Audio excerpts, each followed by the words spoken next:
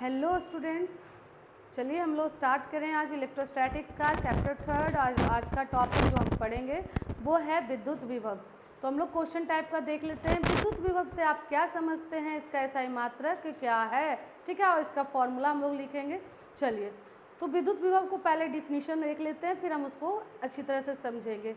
तो विद्युत विभव क्या है? एकांक धन आवेश को अनंत से, अनंत किसको कहते हैं? वहाँ तक जहाँ तक हमारी आँखें देख नहीं सकती है वो अनंत कहलाता है, ठीक है। इतनी दूरी, इतना डिस्टेंस जो हम देख नहीं सकते, हमारी आँखें नहीं देख सकती, वो अनंत हुआ, ठीक है। तो एकांक धन आवेश को अनंत से विद्युत क्षेत्र के किसी बिंदु तक लाने में जितना कार्य करना पड़ता है वो उस बिंदु का क्या कहलाता है? विद्युत विभव कहलाता है। इसको समझ लेते हैं जरा, देखिए ध्यान दीजिएगा। क्या कहा सबसे पहले कि विद्युत क्षेत्र में लाना है, तो सबसे पहले हम क्या बनाएंगे? विद्युत क्षेत्र बनाएंगे। तो विद्युत क्षेत्र बनाते हैं जरा। तो विद्युत क्षेत्र मतलब विद्युत का क्षेत्र, विद्युत मतलब आवेश का क्षेत्र। तो कोई चार्ज ले लिए, क्यों? जैसे यहाँ पर एक चार्ज लिए तो ये अपने चारों तरफ अपना एक क्षेत्र बनाएगा, जिसको मान लो ये क्षेत्र बनाया, सॉरी, ये अपने चारों तरफ क्या बनाया? एक क्षेत्र बनाया, ठीक है। अब इस क्षेत्र में r दूरी पर, एक मिनट, ये अपने चारों तरफ मान लो एक क्षेत्र बना लिया।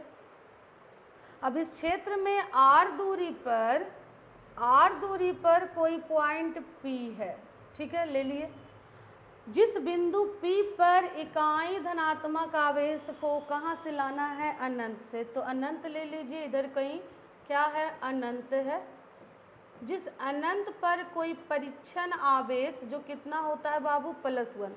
हम लोग पहले ही जान चुके हैं परीक्षण आवेश क्या होता है। आवेश का सबसे न्यूनतम मान होता है जिसकी अपनी कोई एनर्जी, अपना कोई फोर्स नहीं होता है, क्योंकि ये बहुत ही छोटा होता है। अब आ जाइए, इस परीक्षण आवेश को अनंत से विद्युत क्षेत्र के किसी बिंदु, कहाँ ला रहे हैं? P पर। लाने में जो वर्क किया जाता है उसे हम उस बिंदु का विद्युत विभव कहते हैं। किस बिंदु का? P पर लाए तो P का विद्युत विभव कहलाएगा।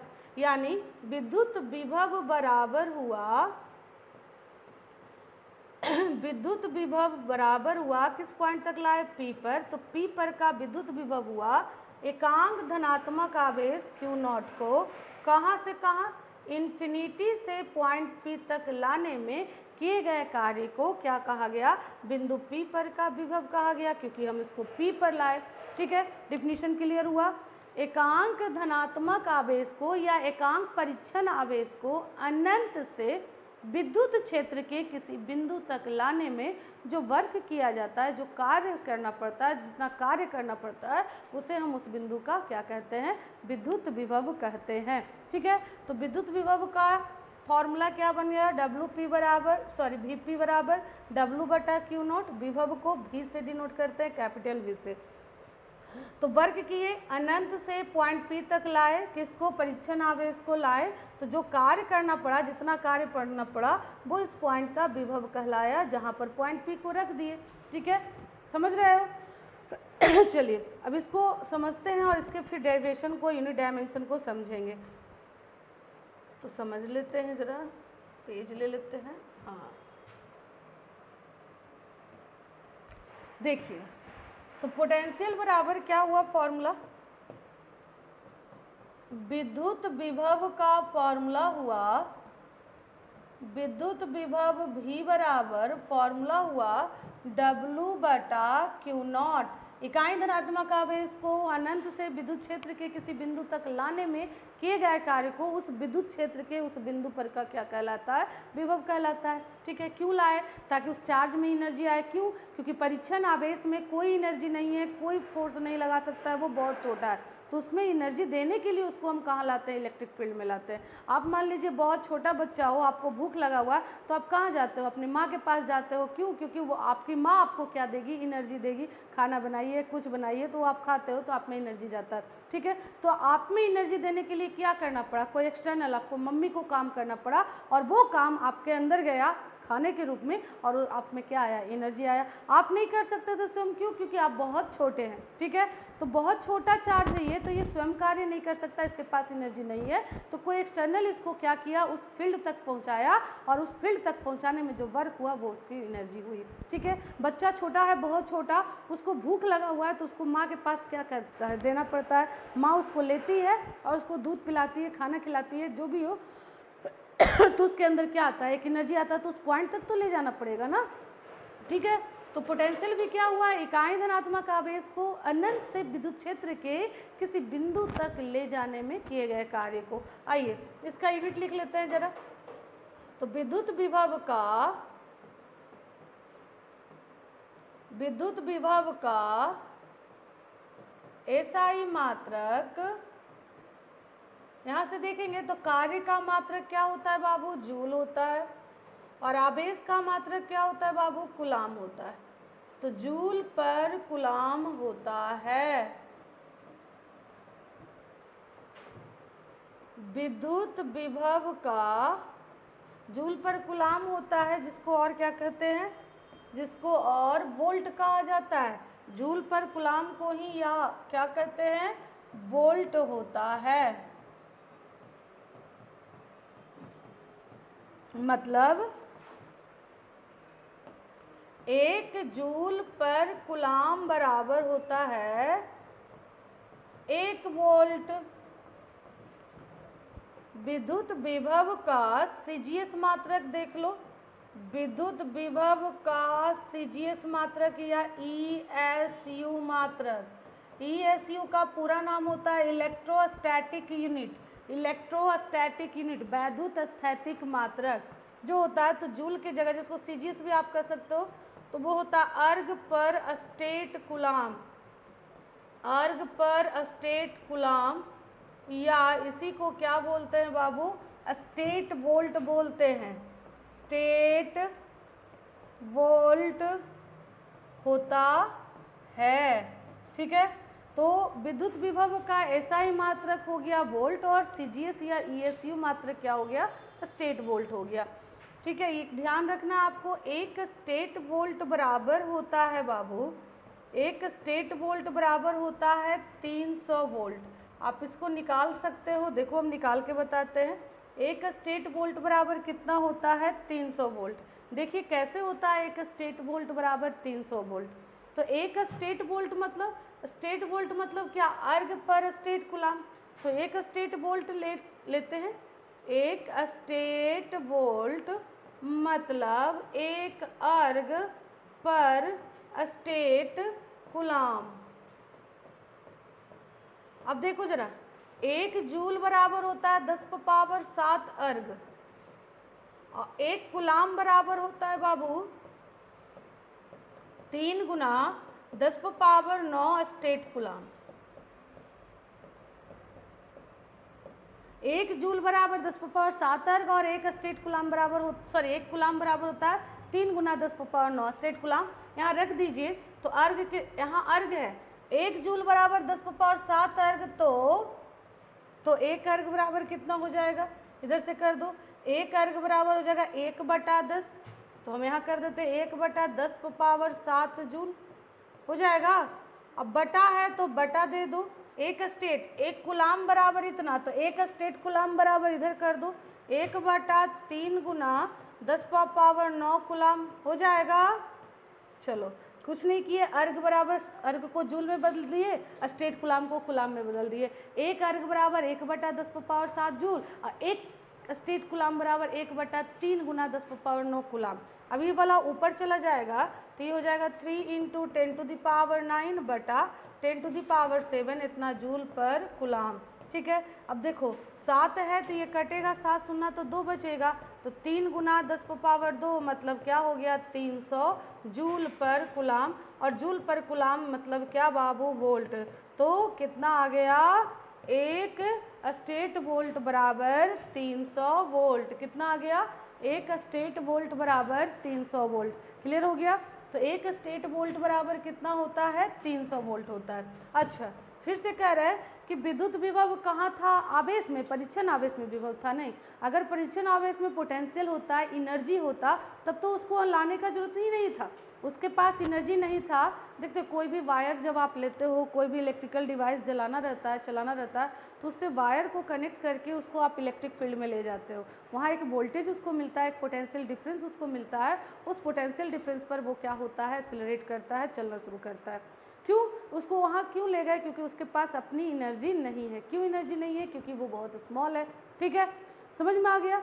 चलो, तो हम कहाँ ले गए उसको, उस परीक्षण आवेश को अनंत। अनंत क्यों बोल रहे हैं, आप वायर को कितना ही दूरी से लाओ, लेकिन चलाना है, अगर आपको पंखा टांगना है तो जरूरी नहीं है कि इसी रूम का रहे, दूसरे रूम से भी पंखा से वायर लाकर आप इलेक्ट्रिक फील्ड में डाल सकते हो, तीसरे रूम से भी डाल सकते हो। तो आप लाओ कहीं से भी वायर, लेकिन अगर आपको चलाना है, इलेक्ट्रॉन में एनर्जी देना है, तो हर हाल में उसको इलेक्ट्रिक फील्ड में ले जाना होगा। ठीक है, तो दूरी कहीं से भी लाइए इन्फिनिटी से, लेकिन हर हाल में आपको कहाँ लाना होता है, इलेक्ट्रिक फील्ड में लाना होता है, विद्युत क्षेत्र में लाना होता है। तब चार्ज को एक एनर्जी मिलती है, एक वोल्टेज मिलता है, एक एनर्जी मिलता है, और उसके कारण वो मोशन करता है। ठीक है, चलिए, तो चूंकि विभव था, विद्युत क्षेत्र के किसी पॉइंट में वोल्टेज था, इसलिए, और पॉइंट क्या होता है बाबू, स्केलर होता है, इसलिए विद्युत विभव जो होता है वो एक अदिश राशि होता है। तो इस पॉइंट को भी लिख लेना है आपको कि विद्युत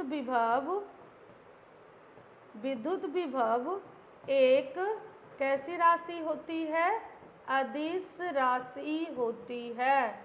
विद्युत विभव अदिश होता है, स्केलर होता है, ध्यान रखना है आपको। क्यों, क्योंकि विभव चार्ज में नहीं था, पोटेंशियल में नहीं, पोटेंशियल चार्ज में नहीं था। अगर चार्ज में रहता तो उसको ले जाने की जरूरत नहीं था। पोटेंशियल था विद्युत क्षेत्र के किसी बिंदु में, जिस बिंदु तक आप चार्ज को क्या किए, ले गए। ठीक है, इसलिए उस बिंदु में कोई डायरेक्शन नहीं होता है, इसलिए यह कैसी राशि हो गई, अदिश राशि हो गई। तो विद्युत विभव कैसी राशि होती है, एक अदिश राशि होती है। अब आइए आगे, अब हम निकालेंगे विद्युत विभव का बिंदु आवेश के कारण किसी बिंदु पर का विद्युत विभव कितना होता है। तो हम हेडिंग बना लेते हैं जरा, किसी बिंदु आवेश के कारण किसी बिंदु पर का विद्युत विभव ज्ञात करें। तो हम किसी बिंदु आवेश के कारण किसी बिंदु पर विद्युत विभव का मान ज्ञात करेंगे। ठीक है, तो चलिए जरा देखिए, ध्यान दीजिएगा। तो सबसे पहले क्या ले लेते हैं, एक बिंदु आवेश ले लेते हैं। तो यहाँ पर हम एक बिंदु आवेश लेते हैं बाबू, ये कोई बिंदु आवेश है। बिंदु आवेश किसे कहते हैं, जिसका अपना क्षेत्र, अपनी एनर्जी होती है, और वो किसी पर क्या कर सकता है, बल आरोपित कर सकता है। तो एक बिंदु आवेश ले लिए, जैसी बिंदु आवेश लिए क्या करेगा, ये अपने चारों तरफ क्या बनाएगा, एक विद्युत क्षेत्र बनाएगा। ये अपने चारों तरफ क्या किया, एक विद्युत क्षेत्र बना लिया। ठीक है, ये अपने चारों तरफ एक क्या बनाया, विद्युत क्षेत्र बनाया। जिस विद्युत क्षेत्र में हमको यहाँ पर इससे r दूरी पर, जिस विद्युत क्षेत्र में r दूरी पर हम क्या ले लिए हैं, कोई बिंदु P है, कितनी दूरी पर है, r दूरी पर। जिस बिंदु P पर हम किसको लाएंगे, किसी परीक्षण आवेश को लाएंगे, ताकि इस बिंदु आवेश के कारण इस बिंदु पर क्या निकले, विद्युत क्षेत्र का मान निकले। ठीक है, देखो क्या लिखे, किसी बिंदु आवेश, तो हम एक बिंदु आवेश लिए, उसके कारण, तो उसका वो अपना एक क्षेत्र बनाया, उसके कारण किसी बिंदु पर, तो उससे r दूरी पर कोई बिंदु ले लिए हैं यहाँ पर P। जिस बिंदु P पर क्या करना है, हमको विद्युत विभव का मान निकालना है। तो P पर का विभव तब निकलेगा जब हम किसी परीक्षण आवेश को, किसी इकाई धनात्मक आवेश को अनंत से यहाँ तक लाएंगे। तो हम मान लेते हैं, यहाँ से मान लेते हैं कि ये इस बिंदु आवेश से कोई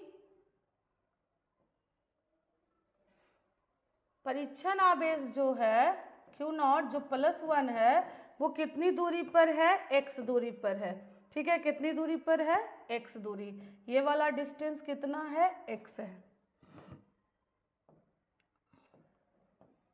x दूरी पर है, जो इधर कहाँ तक बढ़ रहा है बाबू, इनफाइनाइट तक।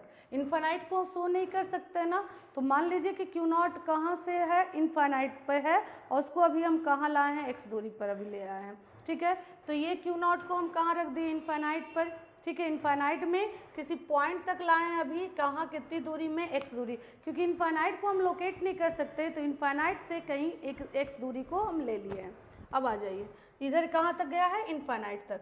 अब इसी को हमको कहाँ लाना है, P बिंदु तक। तो देखिए, तो अभी वो कितनी दूरी पर है, x दूरी पर है, तो x दूरी पर है, तो दोनों के बीच में बल जो लगेगा वो क्या होगा, वो निकाल लो पहले। तो पहले लिखेंगे, माना कोई बिंदु आवेश Q है जिससे r दूरी पर विद्युत क्षेत्र में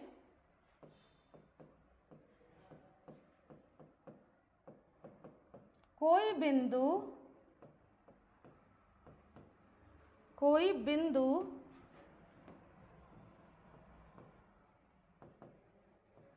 P लेते हैं,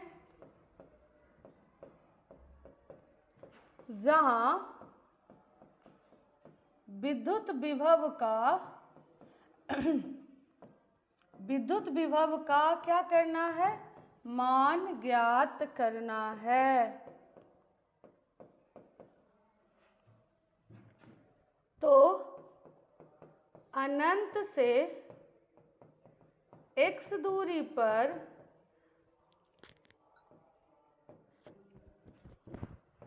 रखे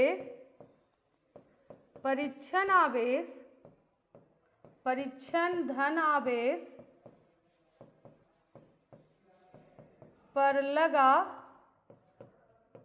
बल। तो कूलाम का नियम कहता है, जब ये x दूरी पर है, ठीक है, इन्फिनिटी से कहाँ अभी लाए हैं हम इसको, x दूरी पर। ठीक है, तो x दूरी पर जब रखे हैं तो उसके बीच का बल निकाल लो। तो बल बराबर फॉर्मूला क्या होता है, कूलाम बल बराबर 1/4 pi epsilon not epsilon r होता है ना, Q1। तो Q1 के रूप में बिंदु आवेश हो गया, Q2 के रूप में परीक्षण आवेश हो गया, और बटा दोनों के बीच की दूरी क्या हो गया, x²। इक्वेशन हो गया फर्स्ट। तो जब x दूरी पर है तो कितना फोर्स लग रहा है दोनों के बीच, 1/4 pi epsilon not epsilon r Q0 बटा x²।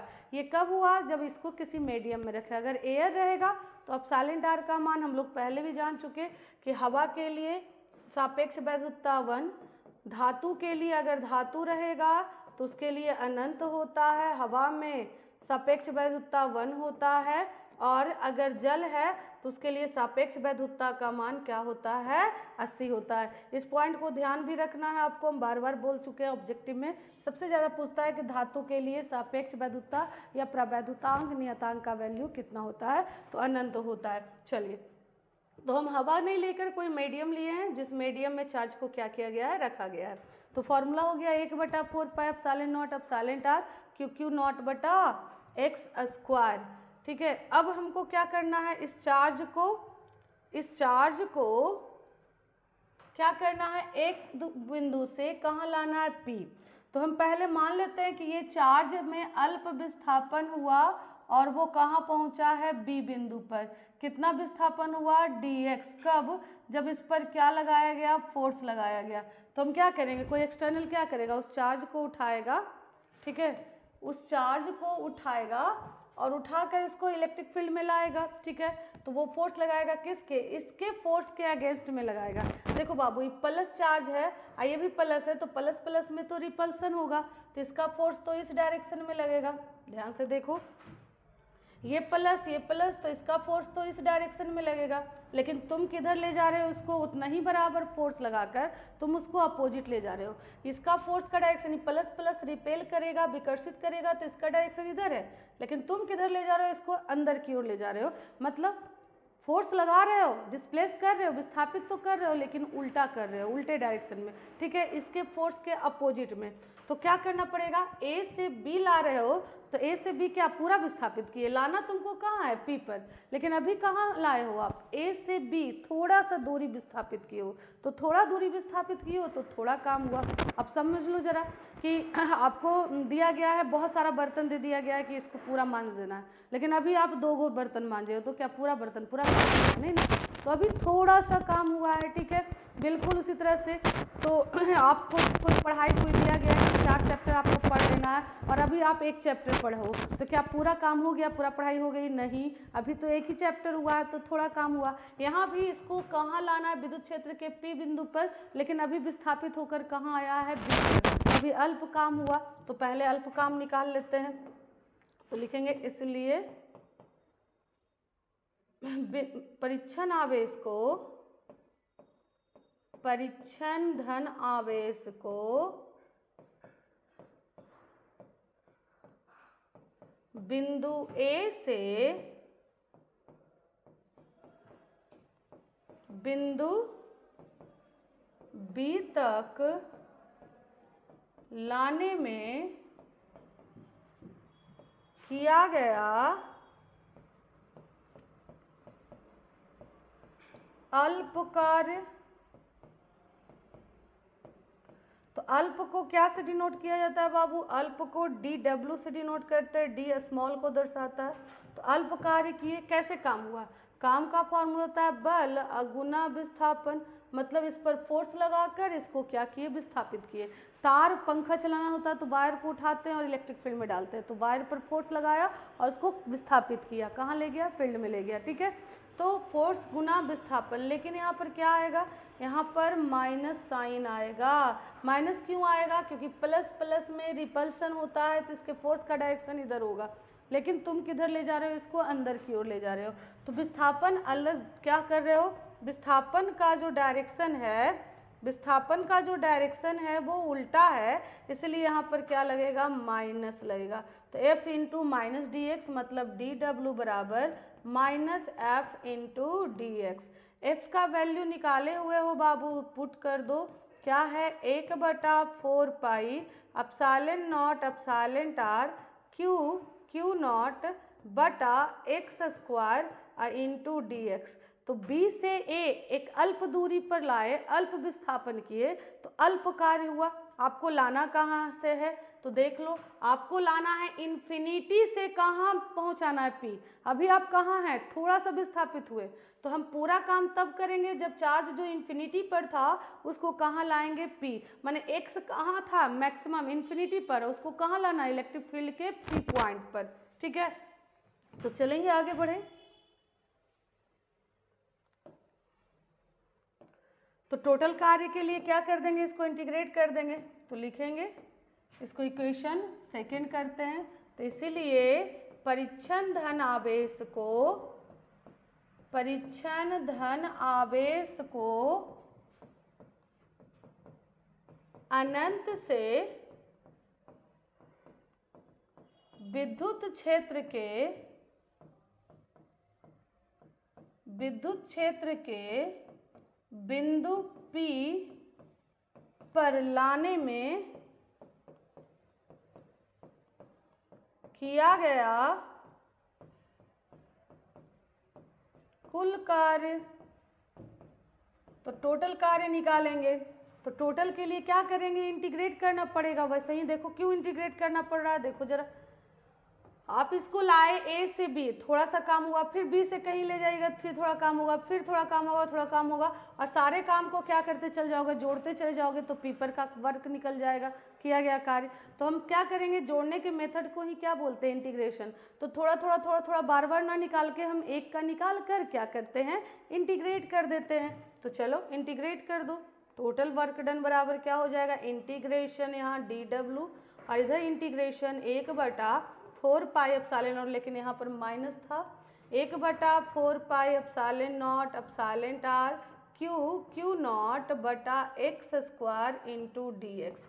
देखिए वर्क क्या किए, इन्फिनिटी से कहाँ लाए बाबू, पॉइंट पी तक। कहाँ से कहाँ तक लाने का काम किए, इन्फिनिटी से पॉइंट पी तक, है ना, यही ना काम किए। ठीक है, इसको हम वर्क डन हुआ, इन्फिनिटी से कहाँ लाए, पॉइंट पी तक। बोलो इन्फिनिटी से पॉइंट पी तक जब लाए आप, यानी एक्स का जो वैल्यू होगा वो इन्फिनिटी से जब पॉइंट पी लाओगे, देखो जब इन्फिनिटी पर होगा इकाई धनात्मक आवेश तो क्यू से उसके बीच की दूरी इनफाइनाइट हो जाएगा, और जब पॉइंट पी पर लाओगे तो बोलो क्यू से उस पॉइंट परीक्षण चार्ज को जब यहाँ रखोगे तो दूरी कितना हो जाएगा, आर। ठीक है, तो इसको हम इंटीग्रेट कर देंगे, इन्फिनिटी से कहाँ तक, कितनी दूरी तक ला रहे हैं, आर दूरी तक। ठीक है, इन्फिनिटी पे जो चार्ज था उसको विद्युत क्षेत्र के पॉइंट पी पर लाए, जिस पॉइंट पी की दूरी कितना है, आर है, इन्फिनिटी से आर इंटीग्रेट कर देंगे, टोटल वर्क डन निकल गया। डी डब्ल्यू का तो इंटीग्रेशन डब्ल्यू हो गया, इधर जो कांस्टेंट है उसको बाहर कर लेते हैं, तो क्यू बाहर, क्यू नॉट बाहर बटा 4 pi epsilon not epsilon R. इतना का वैल्यू में कोई प्रभाव नहीं पड़ेगा जब आप उसको इन्फिनिटी से कहाँ लाओगे, पॉइंट पी पर। ये वैल्यू तो कांस्टेंट होता है, चार्ज में कोई प्रभाव नहीं पड़ेगा, ये परीक्षण चार्ज में कोई प्रभाव नहीं पड़ेगा। चेंज क्या होगा, तो dx बटा एक्स स्क्वायर, एक्स का वैल्यू चेंज हो रहा है, जो इन्फिनिटी था वो आर दूरी पर आ रहा है, इन्फिनिटी से कहाँ, आर तक। आइए, और q बटा क्यू नॉट बटा 4 pi epsilon not epsilon R. अच्छा यहाँ माइनस साइन था बाबू, माइनस था, इसको ऊपर ले चलो तो ये प्लस पावर ऊपर जाकर क्या हो जाएगा, माइनस, कहाँ से कहाँ, इन्फिनिटी से आर दूरी पर, और बराबर माइनस क्यू नॉट बटा 4 पाई एप्सिलॉन नॉट। इंटीग्रेट करिए, इंटीग्रेशन करेंगे तो x पर पावर -2 + 1, और जो पावर आया उसी से डिवाइड करते हैं, -2 + 1, इन्फिनिटी से कहाँ तक बाबू, आर तक। इंटीग्रेशन का क्या होता है, पावर में अगर रहे और उसका इंटीग्रेशन करना रहे तो पावर में एक जोड़ते हैं, और जो जोड़कर आया पावर आया उसी पावर को डिवाइड में कर देते हैं। ठीक है, अब आ जाओ बराबर, तो W बराबर माइनस क्यू नॉट बटा 4 pi epsilon not epsilon R. ये हो गया x पर पावर -1 बटा -1, इन्फिनिटी से कहाँ तक बाबू, आर तक। देख लो ये माइनस और ये माइनस कट जाएगा, तो क्या होगा, क्यू नॉट बटा 4 pi epsilon not epsilon R. ये x पर पावर -1 को क्या लिख देते हैं, बटा में कर देते तो प्लस हो जाएगा, 1/x, इन्फिनिटी से आर तक, और क्यू नॉट बटा 4 pi epsilon not epsilon R into, अब क्या करेंगे, इसी x के जगह पर ऊपर वाला माइनस नीचे वाला, तो 1/x की जगह पर r माइनस 1/इन्फिनिटी। 1/इन्फिनिटी का वैल्यू 0 होता है, तो बाकी जो बचा वो वर्क आया, तो आया वर्क W बराबर, क्या वर्क किए, इसको इन्फिनिटी से कहाँ लाए, पॉइंट P तक का, वो काम हुआ। क्या आया, क्यू नॉट बटा 4 pi epsilon not epsilon R into 1/r, ये वर्क आया बाबू। अब हमको जैसी पॉइंट P पर ले आए, वर्क इतना करना पड़ा हमको, पॉइंट P तक लाने में कितना वर्क करना पड़ा, क्यू नॉट बटा 4 pi epsilon not epsilon R into 1/r। इतना वर्क करके हम परीक्षण चार्ज को, इकाई धनात्मक आवेश को अनंत से विद्युत क्षेत्र के बिंदु P तक लाए। अब हमको इसीलिए विभव निकाल लो, तो इसीलिए बिंदु P पर का कुल विभव, तो हम लोग पहले ही विभव का डेफिनेशन पढ़ लिए कि विभव बराबर होता है परीक्षण आवेश को अनंत से विद्युत क्षेत्र के किसी बिंदु तक, कहाँ लाए थे, P तक में किया गया कार्य, उस बिंदु का विद्युत विभव कहलाता है। फिर से धनात्मक आवेश को, इकाई धनात्मक आवेश को, परीक्षण आवेश को अनंत से विद्युत क्षेत्र के किसी बिंदु तक लाने में जितना काम करना पड़ता है वो उस विद्युत क्षेत्र के उस बिंदु पर का विभव कहलाता है। विभव एकदम दिमाग में बैठा लेना है, विभव विद्युत क्षेत्र के किसी बिंदु में होता है। और जब भी आपको किसी चार्ज में एनर्जी देना होता है तो उसको उस बिंदु तक ले जाना होता है। तभी तो कहते हैं कि करंट फ्लो कराने के लिए वोल्टेज देना होता है, पोटेंशियल देना होता है। क्यों? क्योंकि उस चार्ज में एनर्जी नहीं है, उसको पोटेंशियल दोगे तो उसमें एनर्जी आएगा और वो फ्लो करेगा। और एनर्जी देने के लिए वो पोटेंशियल कहाँ है? इलेक्ट्रिक फील्ड में, इसलिए उसको हम इलेक्ट्रिक फील्ड में डालते हैं, पॉजिटिव नेगेटिव टर्मिनल में। ठीक है, अब आ जाओ। तो W इन्फिनिटी से P का वैल्यू हम लोग निकाले हुए हैं, रख देंगे। तो Q नॉट बटा 4 pi epsilon not epsilon R into 1 बटा R अब बटा Q नॉट से Q नॉट कट गया। अब जो आया वो आ गया आपका पोटेंशियल। तो विद्युत विभव का फॉर्मूला लिख ले जरा अच्छे से, 1 बटा 4 pi epsilon not epsilon R क्या हो गया Q बटा R, 1 बटा 4 pi epsilon not epsilon R into Q बटा R। इसको देखो बाबू, ये कहाँ आया? जब मीडियम में किस आवेश को किसी माध्यम में रखे हैं। अगर इन एयर, अगर माध्यम एयर होगा हवा के लिए या हवा में, तो बोलो हवा के लिए एप्सिलॉन R का मान 1 होता है। तो विद्युत विभव का फॉर्मूला, विद्युत विभव का फॉर्मूला, विद्युत विभव का फॉर्मूला क्या आ जाएगा? 1 बटा 4 pi epsilon not, epsilon R की जगह पर 1 इंटू Q बटा R, जिसको हम लोग 1 बटा 4 पाई एप्सिलॉन नॉट को इतना को क्या मानते हैं? K। क्या मानते हैं? K। इतना को क्या मानते हैं बाबू? K। और K का वैल्यू क्या होता है? ठीक है, K का वैल्यू क्या होता है? K का वैल्यू होता है 9 गुना 10 पावर 9 होता है ना। K का वैल्यू कितना होता है? 9 गुना 10 पावर 9 न्यूटन मीटर स्क्वायर पर कूलाम स्क्वायर। ठीक है, तो इतना की जगह पर K शॉर्ट में याद रखने के लिए ध्यान रखो, तो KQ बटा R। ये विद्युत विभव का फॉर्मूला आया किसके कारण? किसी एक बिंदु आवेश के कारण। देखिए ये चार्ज कौन सा था? परीक्षण चार्ज तो नहीं था। ये कौन सा चार्ज था? जिसका क्षेत्र था, जिसका विद्युत क्षेत्र था। तो ये कौन सा आवेश हुआ? बिंदु आवेश। तो बिंदु आवेश के कारण विद्युत क्षेत्र के, इसी फॉर्मूला को देख लो, V बराबर जो आया KQ बटा R। तो यहाँ हम क्या कहेंगे? देखो बिंदु आवेश के कारण विद्युत क्षेत्र के R दूरी पर का विभव होता है KQ बटा R। क्या होता है? KQ बटा R। इसी तरह से इसके पहले वाले क्लास में हम लोग विद्युत क्षेत्र तीव्रता का फॉर्मूला देखे थे, KQ बटा R स्क्वायर। क्या था? KQ बटा R स्क्वायर। देखो बिंदु आवेश से R दूरी पर विद्युत क्षेत्र में विद्युत क्षेत्र तीव्रता होता है KQ बटा R स्क्वायर। बस दोनों में क्या अंतर है? यहाँ R होता है, यहाँ R स्क्वायर होता है। तो ध्यान आपको रखना है, ये बहुत इंपॉर्टेंट फॉर्मूला है। आगे के चैप्टर में इसी फॉर्मूला का यूज करके हम लोग डेरिवेशन को करेंगे।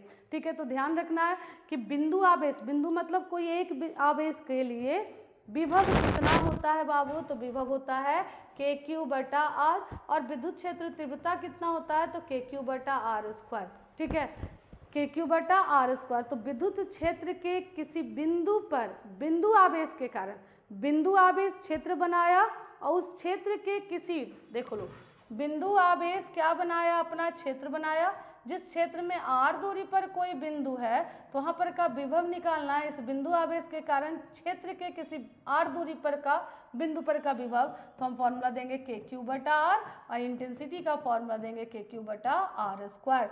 KQ बटा R, KQ बटा R स्क्वायर, KQ बटा R और KQ बटा R स्क्वायर। ठीक है, तो हम लोग विद्युत विभव डिफाइन कर लिए। अब क्लियर हो गया होगा हमें लगता है आप लोग को डिफिनीशन, कि इकाई धनात्मक आवेश या इकाई परीक्षण आवेश को अनंत से विद्युत क्षेत्र के किसी बिंदु तक लाने में जितना कार्य करना पड़ता है उसे उस बिंदु का क्या कहा जाता है? विद्युत विभव कहा जाता है। इकाई या बिंदु आवेश के कारण विद्युत क्षेत्र के किसी बिंदु पर का विद्युत विभव का फॉर्मूला बना KQ बटा R। और इसके पहले हम लोग देखे थे इलेक्ट्रिक फील्ड इंटेंसिटी, विद्युत क्षेत्र तीव्रता, वो आया था KQ बटा R स्क्वायर। ठीक है, एक पॉइंट और है बाबू, इसका डायमेंशन जरा सा लिख लो। तो विद्युत विभव का डायमेंशन जो होता है, विद्युत विभव का बीमा, तो बोलो फिर से, विभव का फॉर्मूला V बराबर क्या था? W बटा Q नॉट। विभव के लिए कार्य का डायमेंशन होता है बाबू ml2 t इनवर्स 2 और चार्ज का डायमेंशन होता है बाबू at। बटा में कभी डायमेंशन को नहीं रखते हैं तो ऊपर ले जाएंगे, ऊपर ले जाएंगे तो जो 1 1 है ऊपर जाकर -1 हो जाएगा, तो आ जाएगा आपका डायमेंशन ml2 t पर -2 आई जाकर -1, तो -2 -1 मिलके -3 और a इनवर्स, तो ml2 t inverse 3 a inverse, ये इसका डायमेंशन आया। ठीक है, तो पोटेंशियल का डायमेंशन आया ml2 t inverse 3 a inverse, ml2 t inverse 3 a inverse, ml2 t inverse 3 a inverse. Dimension ध्यान रखना ऑब्जेक्टिव के लिए। ठीक है, यह एक स्केलर क्वांटिटी है, दिमाग में बैठा लो। क्यों? क्योंकि विभव अभी अभी हम देखें कि विद्युत क्षेत्र के किसी पॉइंट पर होता है और पॉइंट में कोई डायरेक्शन नहीं है, इसलिए ये स्केलर बिंदु का विद्युत क्षेत्र होता है KQ/R² और विद्युत विभव होता है KQ/R। क्लियर हो गया है सबको? ठीक है, कैसी क्वांटिटी स्केलर हुई, विभव क्या हुआ, एक अदिश राशि है और उसका डायमेंशन क्या हुआ ml2 t inverse 3 a inverse.